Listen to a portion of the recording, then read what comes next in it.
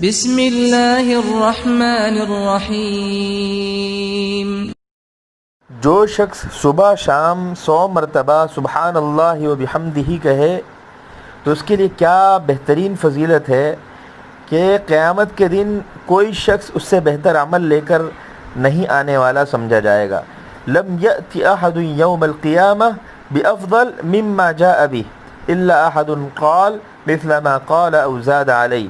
ہاں، اس سے بڑھ کر وہی شخص عمل لانے والا سمجھا جائے گا جو اس کلمے کو اس سے زیادہ مرتبہ کہے یا اتنی بار کہے۔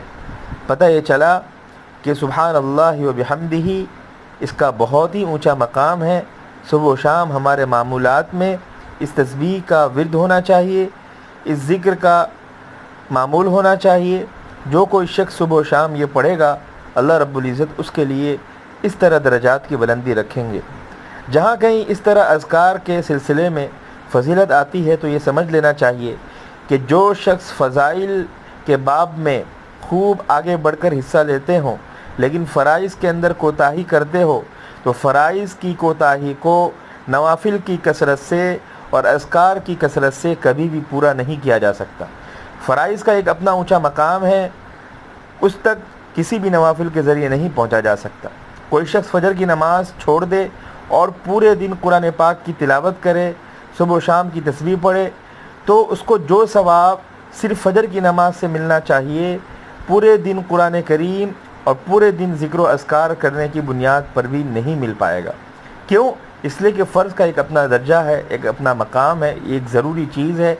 یہ نہیں کریں گے تو اس کے بارے میں پوچھ ہوگی۔ لیکن تسبیحات، یہ فرائض کے علاوہ جو لوگ ایسے درجے کے اندر اترتے ہوں کہ اب ان کے اندر برابری ہو گئی ہے، اب ان کو اونچا کس اعتبار سے کیا جائے، افضل مقام کس اعتبار سے دیا جائے، تو پھر معاملہ یہ ہوتا ہے کہ ان کے اندر اذکار کی کثرت کرنے والے کون لوگ ہیں، اس کے اندر سبحان اللہ و بحمدہ کہنے والے کتنے لوگ ہیں۔ پھر اس اعتبار سے اللہ رب العزت ان کے مقام کی بلندی کو عطا فرمائیں گے۔ اسی لیے جو اس طرح کی حدیثیں آتی ہے تو آدمی کو یہ سمجھنا چاہیے کہ فرائض کی کوتاہی نوافل کی کثرت پورا نہیں کر سکتی، اذکار کی کثرت پورا نہیں کر سکتی۔ ہاں، کمی کو پورا کر سکتی ہے۔ ہم نے فرض ادا کیا، اس کے اندر کچھ کمی رہ گئی تو نوافل ہم پڑھ رہے ہیں، ذکر و اذکار کر رہے ہیں، اللہ رب العزت سے استغفار کر رہے ہیں، تو یہ بہت اچھی بات ہے۔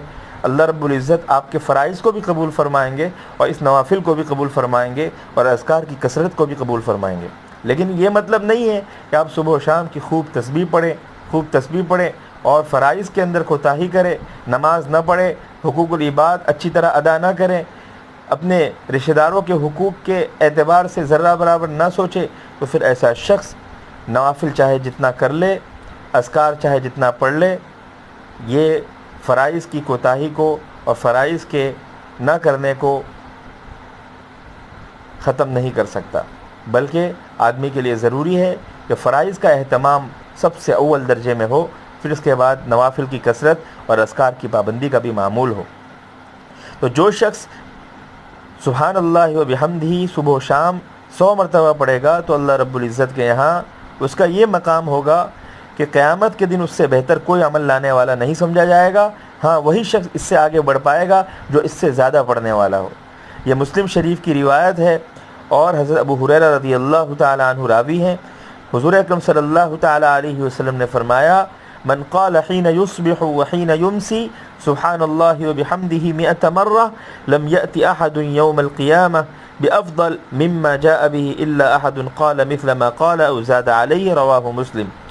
فرماتے ہیں سرکار دو عالم حضور اکرم صلی اللہ تعالی علیہ وسلم کہ کوئی شخص جب صبح کرے اور شام کرے تو 100 مرتبہ سبحان اللہ و بحمدہ کہے تو قیامت کے دن کوئی شخص اس سے بہتر عمل لانے والا نہیں سمجھا جائے گا سوائے اس کے کہ جو اتنی مرتبہ کہے، یعنی 100 مرتبہ کلمات کہے یا اس سے زیادہ کہے۔ اللہ رب العزت ہم سب کو عمل کی توفیق عطا فرمائے اور اول درجے میں فرائض کے اہتمام کا ہم سب کو پابند بنائے۔